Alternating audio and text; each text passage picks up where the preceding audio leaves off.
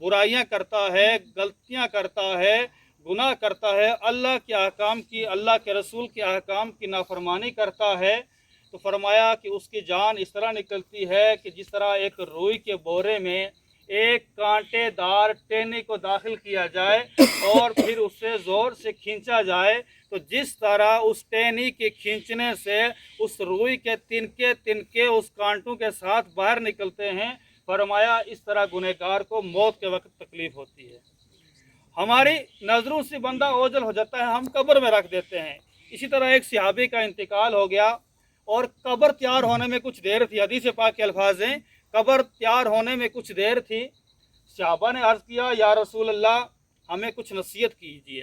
حضور علیہ السلام اپنے پنجوں کے بال بیٹھے ہوئے اور ایک لکڑی سے زمین کو کورید رہے تھے، زمین پر ایسے ایسے ایسے مار رہے تھے، اسے زمین کوریدنا کہتے ہیں۔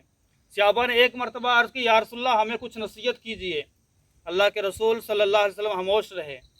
دوسری مرتبہ پھر عرض کی یا رسول اللہ کچھ نصیحت کیجیے، رسول اللہ صلی اللہ علیہ وسلم پھر خاموش رہے۔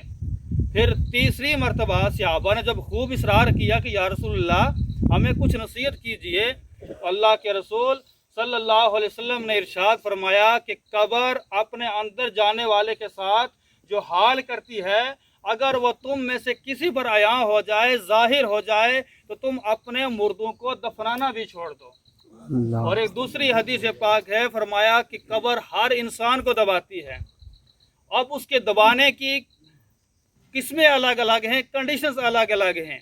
فرمایا کہ نیکوکار آدمی کو بھی قبر دباتی ہے، اور وہ ایسے دباتی ہے جس طرح ایک ماں اپنے لاڈلے بچے کو پیار سے اپنے سینے کے ساتھ دبوچتی ہے، دباتی ہے، اس طرح دباتی ہے۔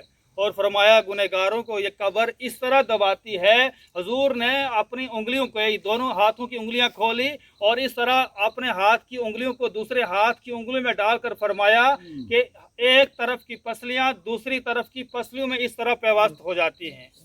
تو لہٰذا ہمیشہ دعا کیجئے کہ اللہ تعالی ہم سب کو قبر کی سختیوں سے محفوظ فرمائے، امن امان کے ساتھ جینے کی توفیق عطا فرمائے، اور ہم سب کے آنے والی زندگی کو آسان فرمائے۔